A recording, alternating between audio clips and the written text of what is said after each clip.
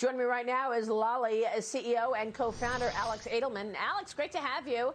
Congrats on the company. Your company sees Bitcoin as a global alternative currency. Tell us how you see this playing out in the future. You've got the recent crash in crypto. Has anything changed?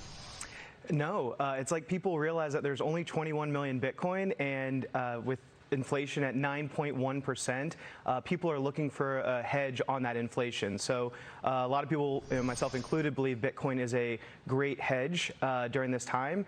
And during a most likely upcoming recession, people are looking to save money now more than ever, and we've created the best rewards platform in the world. Alex, I don't understand. Why is Bitcoin a hedge? Well, I mean, why would I look at Bitcoin to hedge me against a sky-high inflation? How does that happen? So if you're zooming in, Bitcoin has clearly taken a little bit of a dip. But if you zoom out, Bitcoin's the best performing asset over the last 10 years. The fundamentals haven't changed. For 13 years, it's done exactly what it's meant to do. And since we launched, Bitcoin is up 5x. So our users are very happy. If you earned 10% back on your purchases, that's effectively 50% back over the last 4 years since we launched. I see. Ken Mahoney is with us this morning. Ken, go ahead, jump in.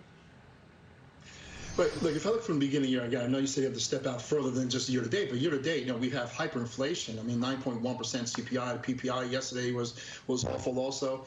I don't really see that hedge correlation because you're coming in, I mean, basically, I would say, Bitcoin's down about 30% year to date. Inflation's rising. I'm also told that, Bitcoin's great for, transferring money. Well, you got Venmo, you got Zelle, you got PayPal, you got so many other providers. So I'm just trying to get my head around where is this inflation hedge? Because if that's the case, we would have seen that this year. We'd see Bitcoin higher, not lower, especially against the high CPI, PPI numbers. Yeah, the fundamentals haven't changed. Bitcoin's the only asset that 4.5 billion people with internet connection can move around the world, and so I think the world is still trying to figure out what that price actually is. But 2 years ago, Bitcoin was about 5 to 8K. So I think we're seeing the price correction occur, and people are trying to figure out what's going to happen during an upcoming recession. Bitcoin was made in the last recession, and so this is what it was made for. So it's a moment of truth for Bitcoin, and we'll see what happens with it. But so far, our users are shopping twice as much as they were before this last dip. So people are what they say stacking the dip to earn more Bitcoin, considering there's only 21 million of these.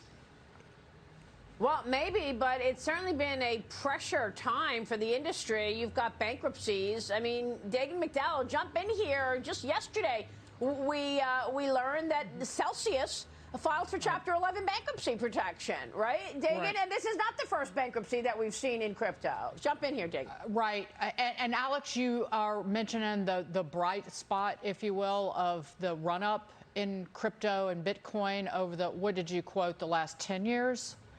But this was an unprecedented time of an expansion of the money supply and stimulus from central banks around the globe over that period of time. Crypto and Bitcoin have never lived through a period that's just beginning of the destruction of money. Yeah, the destruction of money, happened in 2009 with the financial crisis. Not really. The balance sheet has never gotten back to $800 billion. It got down to several trillion, but never back to where it was before the financial crisis. Yeah, the Fed's printed trillions of dollars over the last couple of years with COVID.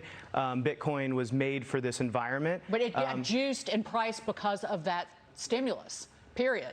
That's why it went up. That's why it's still the best performing for now, as you quoted, asset class, or one of the best, because of that stimulus.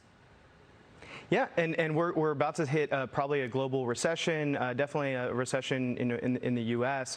And I think that people want to save money. People are looking for something to retreat into, and they don't know what to do. So I think Bitcoin is an option for many people because it has set fundamentals. It has the set rules that everyone in the world can see. Everyone has the same source code, the same rules. People are looking for truth in the form of money, and it doesn't exist with the Fed right now.